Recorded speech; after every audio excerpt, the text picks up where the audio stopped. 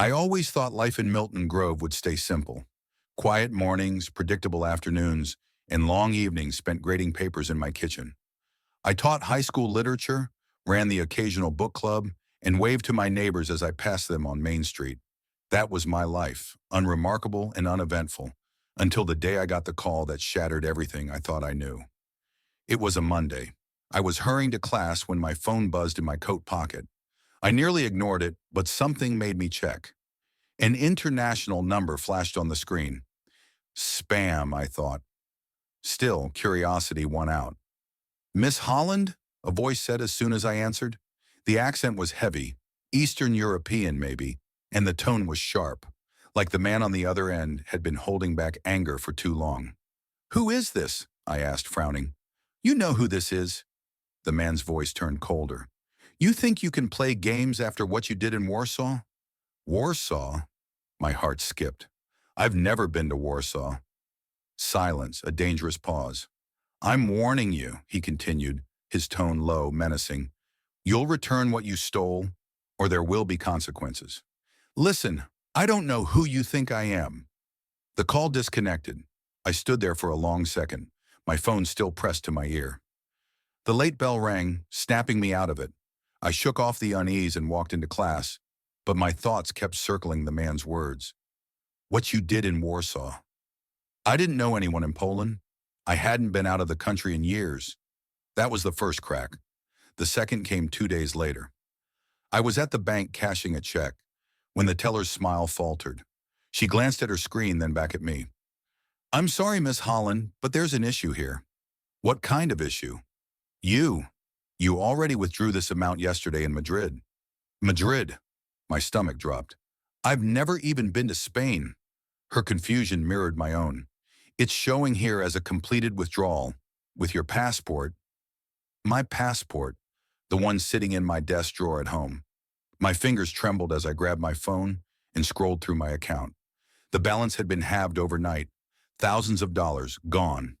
That night, I tore through every document I owned. My passport was where it should be. My social security card, my birth certificate. All the usual culprits of identity theft were safe. But someone had stolen something far worse. Me. The third crack was a news article. I couldn't sleep, so I stayed up, scrolling through my phone. That's when I saw it. An article about an American woman wanted in connection with a high-profile art heist in Italy. A blurry security image showed a woman exiting a museum wearing dark sunglasses and a trench coat. The photo wasn't perfect, but the resemblance was undeniable. It was me, except it wasn't. My hands went cold as I stared at the screen. I reread the headline, trying to process what I was seeing. How could someone look so much like me? And how did they have my passport? I spent the next day in a fog. I barely heard my students' questions. By the end of the last period, I couldn't take it anymore. I excused myself, claiming I wasn't feeling well, and drove straight to the police station. Officer Daniels was an old friend. He'd coached the high school football team for years, and I trusted him to help me make sense of this. I showed him the article, the banking withdrawal, and explained the phone call. By the time I finished, his expression was grim. "This is serious, Claire," he said, leaning back in his chair. "Someone's stolen your identity, and not just for credit cards or loans. This is bigger." I wanted to laugh at the absurdity of it. How is this even possible? They've got your passport, your information, could be a cyber criminal ring, or someone who knows me. Daniel's brows furrowed. "What do you mean?" "Think about it. The phone call, the withdrawals. Someone's tracking me. Someone knows my habits, where I'll be, what I look like." I trailed off, feeling the walls close in. "This isn't random." He nodded slowly, his eyes darkening. "I'll start digging, but Claire, listen to me. You need to be careful. If someone's using your face for crimes like this, they won't stop until they're caught, and that could put you in danger." I nodded, but my mind was already spinning. Whoever this was, whoever had stolen my face, they were watching me. I felt it deep in my bones. As I walked back to my car that night, every shadow felt heavier, every stranger's gaze sharper. When I got home, I locked the doors, pulled the blinds, and stared at my reflection in the mirror. For the first time, I didn't recognize myself. Whoever she was, this other me, she was out there. And I had a sinking feeling she was 2 steps ahead. The morning after my visit to Officer Daniels, I woke to the sound of my phone buzzing relentlessly on the nightstand. The number wasn't saved, but it was local. For a moment, I debated letting it go to voicemail, but something told me to answer. "Miss Holland?" a man's voice said, clipped and professional. "This is Agent Marshall with the FBI. We need to speak with you regarding an ongoing investigation. Are you available to meet?" The FBI. My pulse quickened. "Investigation? About what?" "It's best we discuss this in person," he replied, avoiding the specifics. "We can meet at your residence or a neutral location. Your choice." The last thing I wanted was federal agents in my home, rifling through my life. "Neutral location," I said quickly. "Good. There's a diner on Main Street. 1 hour." When the line disconnected, I sat frozen, clutching the phone. My stomach twisted as I thought about what they might ask me. Would they believe I was innocent? Or would they assume I was complicit in whatever crimes the other me had committed? At the diner, Agent Marshall was easy to spot. His charcoal suit and sharp jawline made him stick out among the usual patrons, sipping coffee and reading the paper. He waved me over to his booth. Sitting across from him, I felt like a defendant on trial. "Miss Holland, thank you for meeting me," he began, sliding a folder across the table. "Do you recognize this woman?" Inside was a glossy photo, clearer than the security footage I'd seen. The woman in the picture could have been my twin. She had the same almond-shaped eyes, the same freckle near the corner of her mouth, even the same slightly crooked smile. But her hair was darker, dyed maybe, and she wore a confidence I couldn't fake if I tried. "That's not me," I said, my voice barely above a whisper. Agent Marshall leaned back, studying my reaction. "We're aware of that now, but she's been using your identity for months. She's wanted in connection to a series of high-profile crimes, including art theft, money laundering, and smuggling classified documents." My head spun. Art theft, money laundering, classified documents? This wasn't just identity theft. It was a full-blown impersonation. "Do you have any idea who this woman might be?" he asked, his tone probing. "No," I said, shaking my head. "I've never seen her before, but she must know me, right? She has my information, my passport." Marshall nodded. "That's what we're trying to figure out. She's good, better than most. Every time we get close, she slips through our fingers. We're hoping you might help us track her down." "Me?" my voice cracked. "What can I do?" "She's imitating your life, Claire. Using your habits, your patterns. That means she's been watching you for a long time. If you think back, anyone suspicious, anyone out of place, you might have seen her without realizing it." I thought about the phone call from Warsaw, the withdrawals in Madrid, the photograph. The idea that someone had been studying me, shadowing me, made my skin crawl. "I'll try," I said, though I wasn't sure where to start. Marshall handed me a business card. "If you notice anything unusual, call me. And Miss Holland, be careful. People like her don't leave loose ends." After he left, I sat at the booth for a long time, staring at my untouched coffee. Who was this woman? And what did she want with me? The answer came later that evening. I was grading essays when my laptop screen flickered and went black. Panic bubbled up as I tapped the keyboard. But before I could restart it, white text appeared against the dark screen. "Stop helping them, Claire. This is bigger than you." My hands shook as I read the message. A second line appeared. "I'm not your enemy, but keep digging and I will be." I slammed the laptop shut and backed away like it might explode. Someone was inside my computer, watching me. For the second time that day, I called Officer Daniels. When I told him what had happened, his voice was sharp. "Unplug everything. I'll send someone over." The officer he sent was young, nervous, and clearly out of his depth. He took my laptop and assured me they'd get their tech team on it, but the look in his eyes told me they weren't ready for something like this. I didn't sleep that night. Every sound outside felt like footsteps. Every shadow seemed to move. When the sun finally rose, I made myself a cup of coffee and stared at my reflection in the kitchen window. "Who are you?" I whispered to the empty room. but deep down, I was starting to wonder if I'd rather not know. The next morning, my mind was a battlefield of fear and resolve. Someone had hacked my laptop and warned me off. They wanted me to stop, but I wasn't ready to give them that satisfaction. Not yet. If this imposter knew so much about me, then maybe there was something I knew about her too, even if I didn't realize it yet. I started by retracing my steps from the last year. I thought back to every odd moment, every unusual interaction.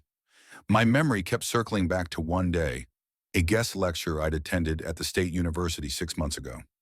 It wasn't something I would normally do, but the topic, identity in the modern age, had intrigued me. The speaker was charismatic, a tall woman with sharp features and an unsettling gaze that lingered just a second too long. She had spoken about the fragility of online security, how even the most secure systems had cracks if you knew where to look. At the time, I thought she was just trying to impress the audience, but now the memory sent a chill through me. Could that have been her? Could she have been scouting me even then? I typed the woman's name, Dr. Evelyn Moreau, into a search engine, hoping to find her lecture materials. The first few results seemed ordinary, academic articles and conference appearances. But then something odd caught my eye. The fifth link down was an archived news article from a French website. The headline read, "Cybersecurity Expert Linked to Global Espionage Scandal." I clicked it, and my heart sank as I read. The article detailed allegations that Dr. Moreau had been implicated in a high-profile hacking ring years ago, though the charges were dropped due to lack of evidence. She had gone dark after the scandal, re-emerging only recently in academia.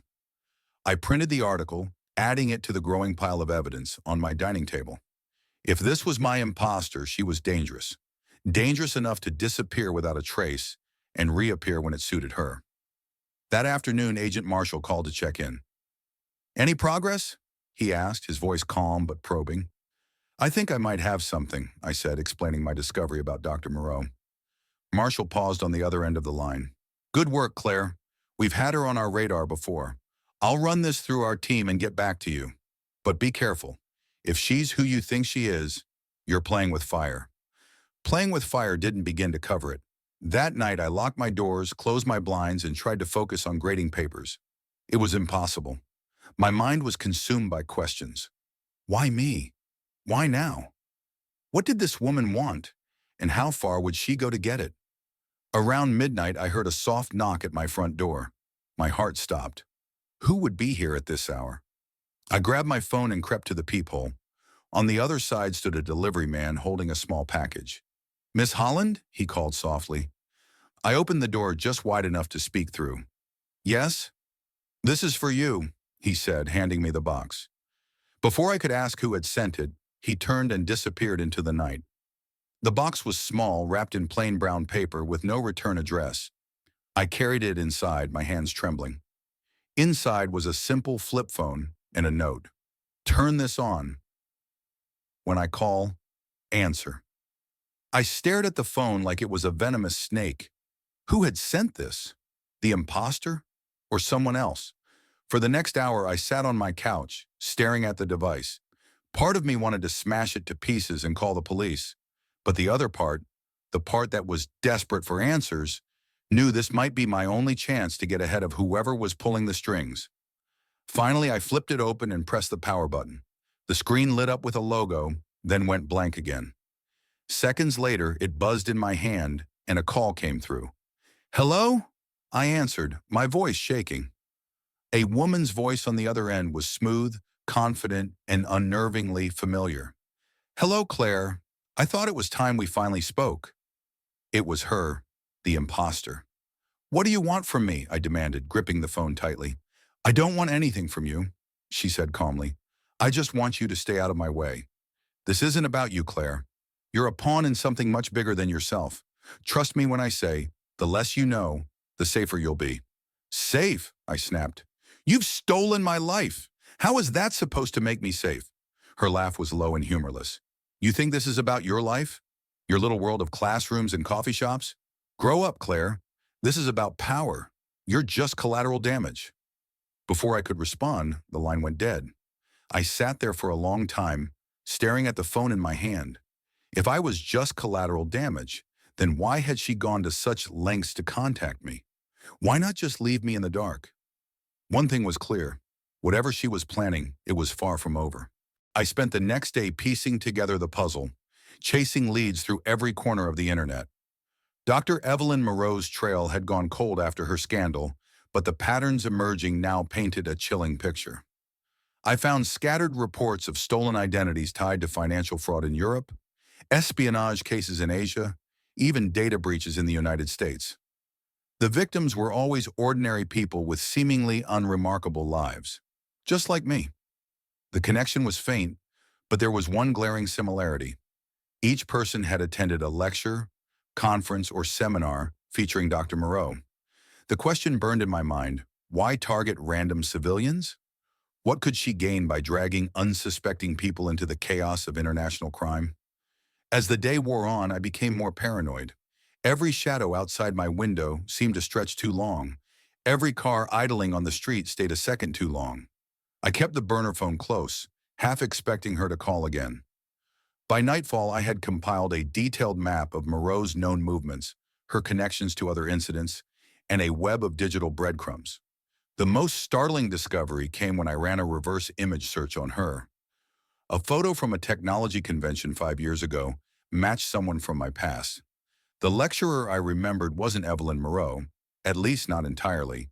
The face bore a striking resemblance to her, but with subtle differences. It wasn't her name, but her alias, Clara Morell. It was a name I recognized instantly, and it chilled me to the core. Clara had been a guest professor at my university 3 years ago, during the semester when my identity first began to unravel. Back then, I thought it was mere coincidence when I found unusual activity on my bank account, tiny, unexplained charges that eventually stopped. Now it all made sense. She had been testing the waters, laying the groundwork for what was happening now. Fueled by adrenaline and a growing sense of dread, I reached out to Agent Marshall.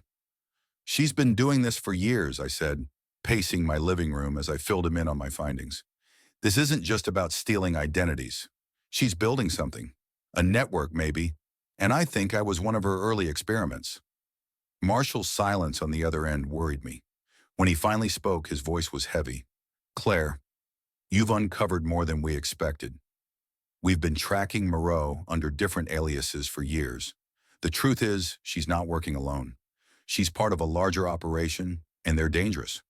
We believe they're targeting people like you, teachers, journalists, healthcare workers, to create a facade of normalcy while they move massive amounts of money and data across borders." "And what happens to the people she targets?" I asked, though I already knew the answer. "They either disappear," Marshall said grimly, "or they take the fall when the operation goes south." I gripped the phone tighter, my stomach turning. "What do I do?" "Stay out of sight," he said. "Don't let her know you're on to her. We'll send someone to protect you." But the idea of sitting and waiting for help didn't sit well with me. Moreau, or whoever she was, had chosen the wrong person to mess with. I wasn't going to be a passive victim anymore.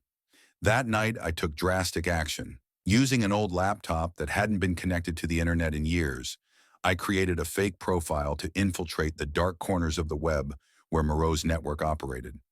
It wasn't long before I found a hidden forum buzzing with activity, encrypted threads discussing money laundering schemes, identity swapping tactics, and whispers of a bigger plan called Project Facade. Every instinct told me to stop, but I couldn't. The deeper I went, the more horrifying it became. Moreau's network wasn't just stealing identities. They were building a database of human lives to trade and sell on the black market. My heart raced as I came across a thread titled Operation Holland. The details were sparse, but the thread outlined a timeline for my life. When to stage the next fraudulent act, when to pin it on me, and most chillingly, when to make me disappear. Before I could react, my burner phone buzzed. The screen flashed with a new message. "You were warned. Now it's too late." Panic set in.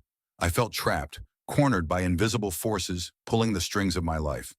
I grabbed my car keys and bolted out the door. I didn't know where I was going, but I couldn't stay in one place. Driving aimlessly, I tried to calm my breathing and think rationally. If I wanted to fight back, I needed allies. But who could I trust? Moreau had infiltrated every part of my life, and even the authorities seemed powerless against her network. I pulled into an empty parking lot and stared at the dashboard, my mind racing. If she wanted me gone, she'd have to work harder than this. I wasn't going down without a fight. Somewhere out there, in the maze of deception and stolen identities, lay the key to unraveling Moreau's empire. I just had to find it, before she found me first. Sitting in the empty parking lot, I tried to steel myself, but the paranoia was gnawing at my resolve. Every passing car felt like a tale, every flickering streetlight a signal. I thought about calling Marshall again, but if Moreau's network was as sophisticated as it seemed, there was a real chance they'd compromised him, or anyone else I trusted. The only option left was to stay one step ahead. I knew I had to flip the game on Moreau and her faceless operatives. To do that, I needed bait, something that would force her to come out of the shadows. I stared at the burner phone, an idea forming in my mind. The forums I had infiltrated earlier mentioned an upcoming meeting, a virtual exchange tied to Project Facade. It was set to happen in just 2 days, involving a transfer of data linked to stolen identities. My name wasn't explicitly listed, but it was clear I was part of their narrative. They had planned to use my digital footprint to facilitate a larger transaction. If I could disrupt the exchange, I could lure them out. But I needed access, something deeper than the burner phone or a borrowed laptop could provide. I decided to drive to the one person who could help me, Sam Wilkes. Sam was an ex-cybersecurity expert who'd left the corporate world after blowing the whistle on a tech giant's data misuse. Since then, he'd been living off-grid, taking on freelance work for those who could find him. We'd met years ago during a local tech workshop I attended out of curiosity. Sam had always said, "If you ever find yourself in trouble, Claire, you know where to find me." I hoped he still meant it. His place was tucked away in the woods, the driveway barely visible in the moonlight. When I knocked on the door, it took a full minute before he opened it, his wiry frame silhouetted against a bank of glowing monitors. "Claire," he said, squinting at me, "what the hell are you doing here?"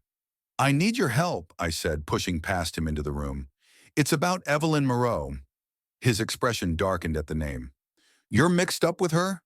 "She's using my identity. She's been using me for years." Sam didn't ask questions. He simply gestured for me to sit while he booted up another system. "You're not the first person she's done this to," he said grimly. "I've been tracking her since 2018. She's a ghost, Claire. No real name, no tangible trail. Every time I get close, she vanishes." "She made a mistake this time," I said, holding up the burner phone. "She left breadcrumbs.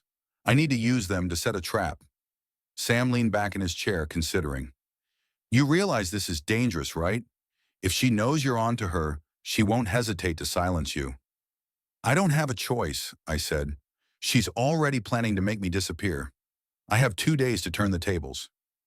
Sam sighed, then started typing. "All right, let's see what we're working with."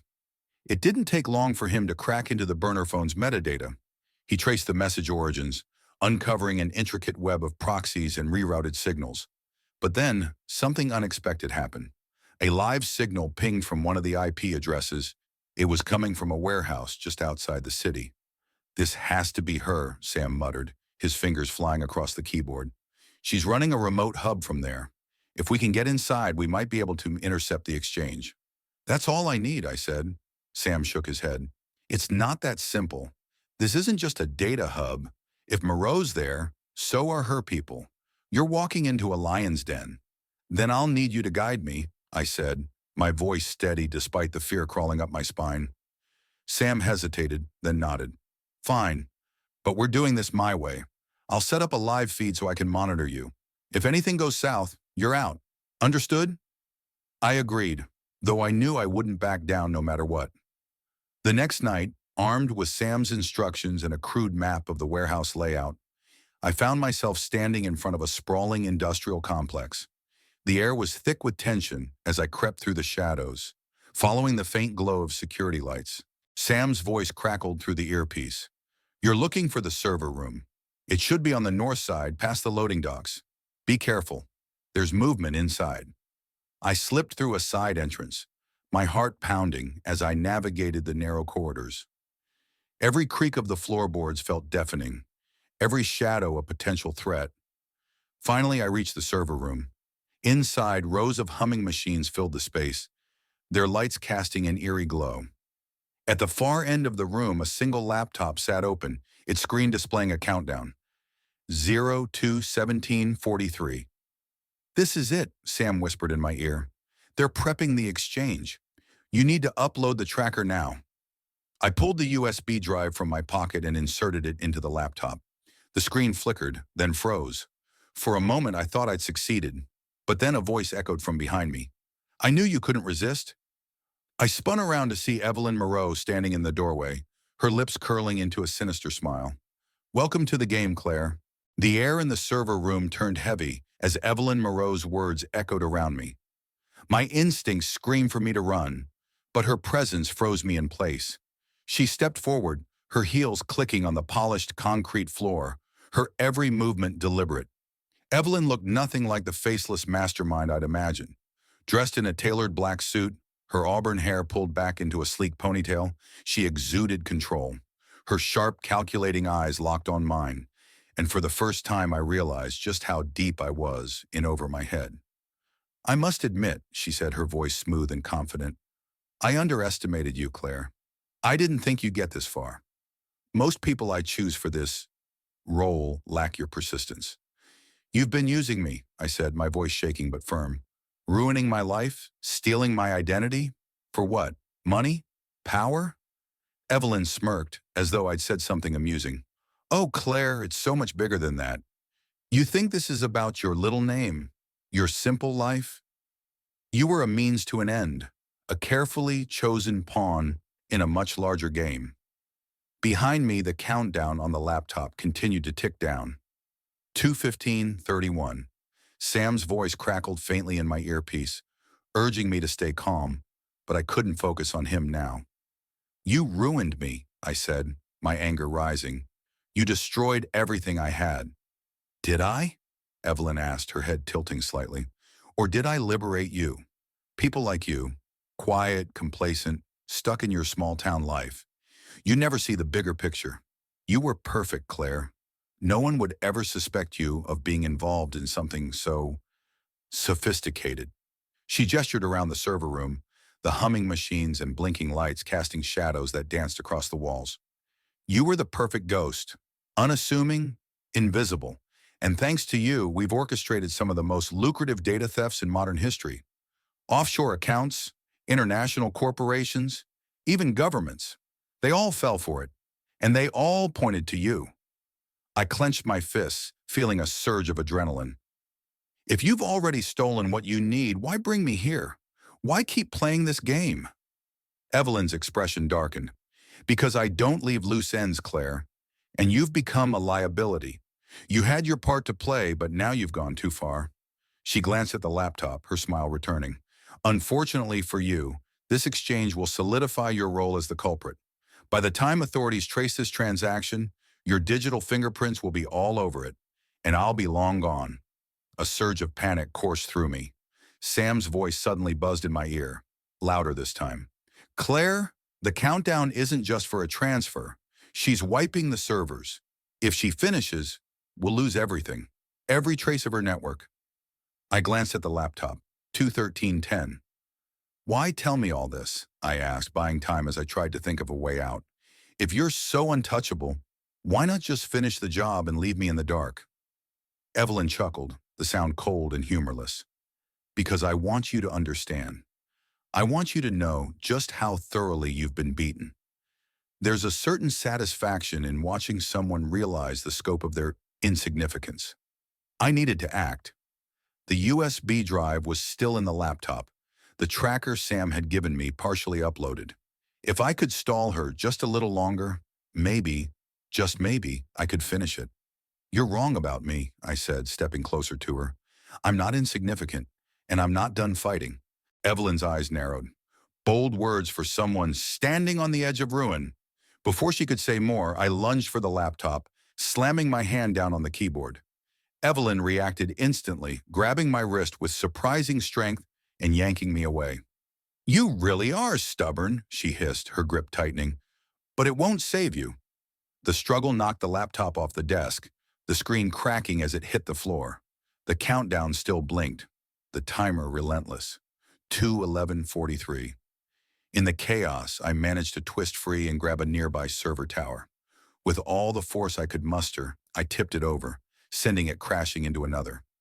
Sparks flew as the machines collided, their internal systems shorting out. Evelyn cursed, her composed demeanor finally cracking. You idiot! Do you have any idea what you've done? I've bought myself time, I said, my chest heaving.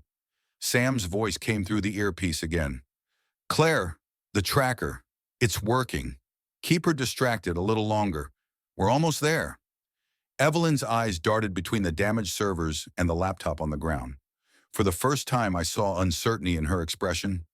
You've made a mistake, she said, her voice colder than ever, and it will cost you everything. As she reached for something in her pocket, a phone, a weapon, I wasn't sure, I braced myself for whatever was coming next. The countdown ticked on, and I knew this was it, the final move in a game I never wanted to play. The air in the server room had turned stifling, the smell of burnt circuitry lingering from the toppled servers. Evelyn's composure was gone, replaced by a predator's rage. Her hand dipped into her pocket, pulling out a sleek black pistol. You should have walked away, Claire, she said, leveling the weapon at me. Her voice, once smooth and patronizing, now carried an edge of venom. My heart pounded in my chest, but I forced myself to stand tall. You built this whole empire on me. Without me, you're nothing. She laughed, a bitter, hollow sound. That's where you're wrong. You were a tool, and tools can be replaced. What I can't replace is time, and you've wasted enough of it. Behind me, the countdown on the laptop continued. 1:58:10. Sam's voice buzzed in my ear, urgent and frantic. Claire, we've got 90% of the data. You just need to keep her there a little longer. Evelyn took a step forward, the gun unwavering. I raised my hands, palms out, trying to stall her. You're making a mistake, Evelyn. You kill me, and you've got nothing to pin this on anymore. The authorities won't stop looking. Oh, Claire, she sneered. By the time anyone gets here, you'll be a martyr for your crimes. Your face will be plastered on every news outlet as the mastermind behind billions in theft, the mysterious woman who betrayed her own country. And me? I'll vanish without a trace. Her finger tightened on the trigger. My options were dwindling, and fast. Then from the corner of my eye, I caught a flicker of movement, the faintest shadow near the server racks. Sam's voice crackled in my ear again. Hang on, Claire. Backup's in position. I barely had time to process his words before the room erupted. The door to the server room flew open, and two figures clad in tactical gear stormed in, their rifles trained on Evelyn. Drop the weapon, one of them barked. Evelyn's expression shifted from shock to fury. She hesitated, her eyes darting between me and the intruders. For a moment, I thought she might fire anyway, but then her lips curled into a twisted smile. You think this changes anything? She said, her voice dripping with disdain. You've won nothing. Reluctantly, she lowered the gun, letting it clatter to the floor. The agents moved quickly, securing her hands in zip ties and pulling her away from the servers. I collapsed against the desk, my knees threatening to give out. The laptop continued to count down. 1:43:7. Sam's voice came through once more. Claire, it's done. We've got everything. The accounts, the transfers, the whole operation. Evelyn's network is finished. Relief washed over me, but it was short-lived. As the agents dragged Evelyn toward the exit, she twisted her head to look at me, her eyes burning with something far more dangerous than anger. Determination. This isn't over, she hissed. You think you've won, but you'll never be free of me. Not truly. Her words lingered long after she was gone, carried out by the agents. The server room fell silent, except for the soft hum of damaged machines. I stared at the wreckage around me, the reality of what I'd just survived sinking in. Sam's voice came back, softer now. You did it, Claire. It's over. I wanted to believe him, but Evelyn's threat replayed in my mind like a broken record. Could someone like her truly be stopped? Or had I only delayed the inevitable? As I walked out of the building into the crisp night air, the weight of everything hit me at once. My life as I knew it was gone. My identity compromised, my world turned upside down. But for the first time, I felt something I hadn't in weeks. Hope. The data we'd recovered would expose Evelyn's network, unraveling her empire piece by piece. It wouldn't be easy, and it wouldn't happen overnight. But I was determined to reclaim what she'd taken from me. I pulled out my phone and called Sam. "What's next?" There was a pause, and then his voice came through, steady and reassuring. "We rebuild. Together." For the first time, I smiled. Evelyn may have shattered my life, but she hadn't destroyed me. And as long as I had people like Sam by my side, I knew I could fight back. The road ahead would be long and treacherous, but I was ready. This time, I wasn't just surviving, I was taking control.